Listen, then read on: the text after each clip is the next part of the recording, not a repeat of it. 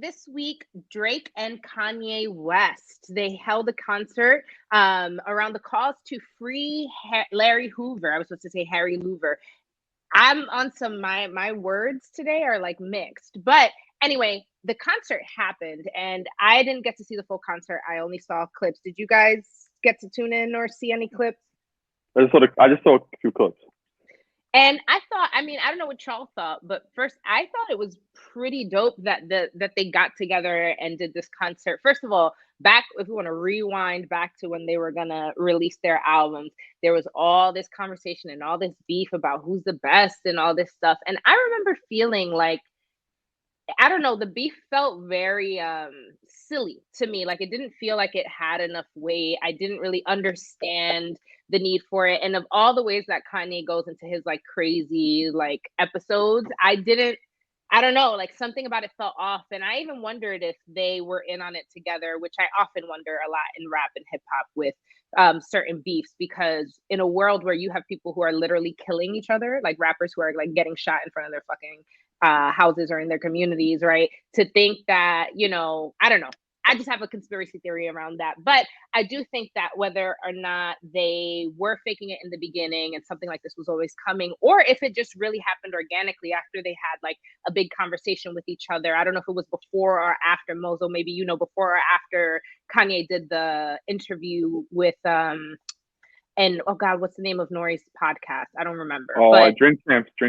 thank you. Right. Like, I don't know if it was before or after Drink Champs, but I think it's important to model that behavior. And Drake is kind of notorious for that. We saw it happen with Meek Mill, right? Where after his beef with Meek, all of a sudden him and Meek were cool. Like it seems to be on brand for Drake, but I really appreciated it. And I appreciate that they could rally around the cause. But a lot of people had a lot of mixed feelings about things that were happening. Merch was being sold for a lot of money and people were asking questions about that. And I don't know, but I just thought it was dope that they could get together and do that. That Amazon had something to do with it was interesting to me, and like I'm not a fan of the billionaires in this country, but like they're here, and they did the thing. And in my head, it's kind of like, well, they probably have the kind of power to affect legislation in a bigger way. But maybe they're benefiting and so they won't. So they'll do these concerts, but they won't actually solve the real issue. So I'm definitely not blind to how this concert doesn't really solve anything. But I still thought for the cultural moment and talking about it as a music industry moment, I thought that it was a cool moment. What did y'all think, Moza? What did you think about it? I think it was kind of to piggyback off what you said. I think it was cool that they were able to get together. These are two guys that are iconic. Saying that they've made great music. They have huge fan bases and following, so it was great to see two artists come together like that and do it.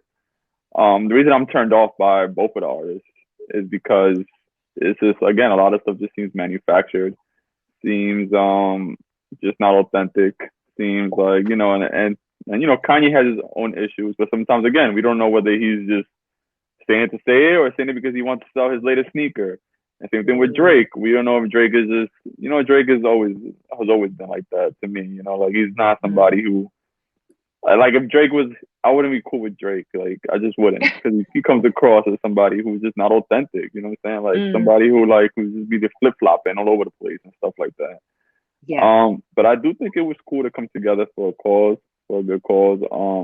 I'm not down with all that merch being so expensive. I did hear about that. Like these guys have so much money, right? Like, Yeah.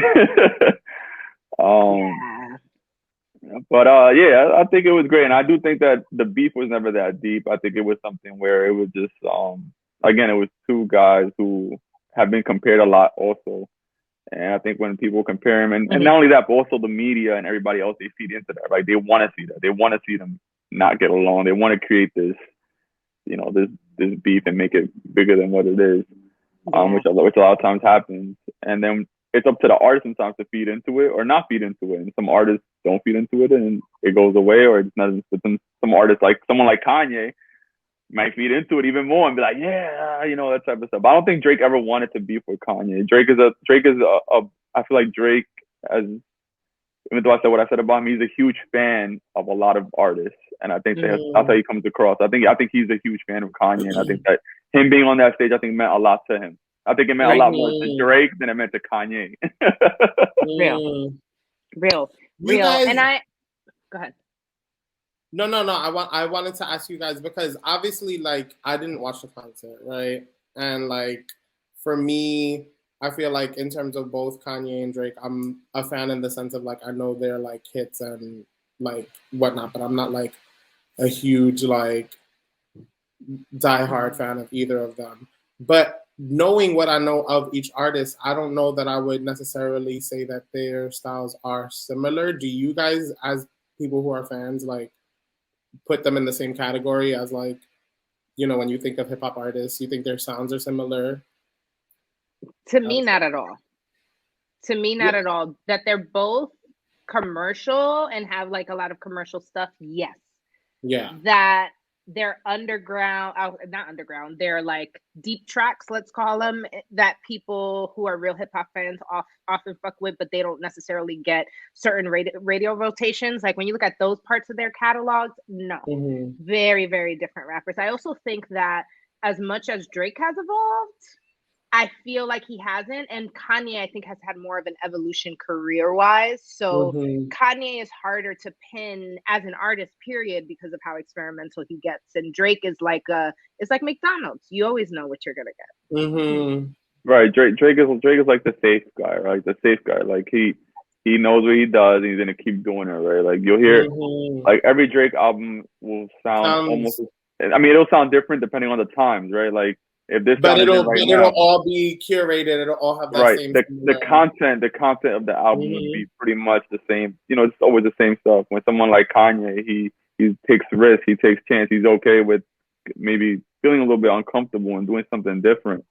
Then that's why to me when it comes to the artistry, like I put Kanye on a different level than I would put Drake. You know, because just off that, Drake is just somebody who I mean, like I said, he's a talented guy, but he's also somebody who just plays a safe role. Like, I mean, like you can hear. I heard his last album, and I really heard it. And I felt like, what am I doing listening to this right now? Like, that's really what I felt like. I'm like, what am I doing? Like, nothing moved me. Nothing. Right. Absolutely nothing moved me on that album. And when you start getting older, not that you're looking for stuff to move you, but like you kind of want artists like kind of evolve with you. Right? Try, yeah. Right? You know what I'm saying? Like you kind of want an evolution to see an evolution of an artist, like, and that's a certain artist I don't understand sometimes. And I'm not gonna get into a list because I have a list of artists that I feel are just stuck. And a lot of them, I want to hear some of the names. They start resting on you want to hear some? I want to hear a list. I want to hear the list. All right, so I'm gonna start off with Drake. I'm gonna start off with I'm gonna say Nicki Minaj. I feel like Nicki Minaj has especially her, you know, like people could talk and then she was like, you're I'm right. tired. Like she was like, I did what I had to do on the mixtapes. Right. Like people talk about like Cardi, but Cardi, even though Cardi has so much less work than Nicki, and she's shown more evolution and shown more openness in her music. And again, it's their right as an artist is how open they are. But how old are you now, Nicki Minaj? How many times are you gonna tell us that you got more rings than LeBron James? How many more times are you gonna tell us? You know, like it's the same repetitive thing that I hear from her. I hear from Drake. I can't think of any other like. But it's just a lot of artists. It's the same. Like I'm on mierda. Like I don't hear the same thing over and over again. Like come on. Yeah.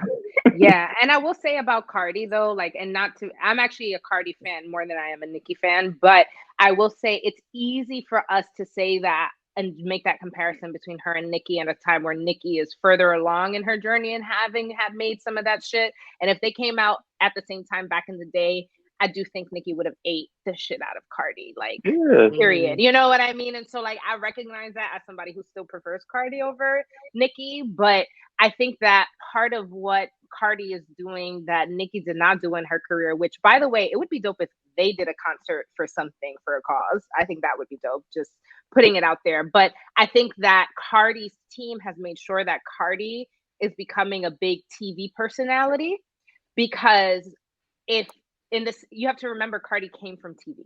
Cardi came from this reality TV world. And I think that world is seeing her success over there and is now being like, come back to the screen in all the ways that you can. We love you here. She's evergreen. She's like a New York from The Flavor of Love, or, you know, an Omarosa. And like, you know, not that she's all about drama, but just this idea that like She's she a is her own personality. iconic personality. And so her music being dope is just like almost like a miracle. It's kind of like, oh shit, she's actually good at that shit and we fuck with her music. But even if her music was just semi good, her team would have found a way to loop her back onto the screen. But now that she's Cardi fucking B and she's breaking all of these records, they can do it in a different level and in different circles than they would have been able to get her in if she would have stayed stuck. To your point, she's not stuck, but I think her team has a big role in that too. Anyway, yeah, so yeah, just wanted to shout those guys out real quick for doing that. But let us move along to our Tuta Loca Es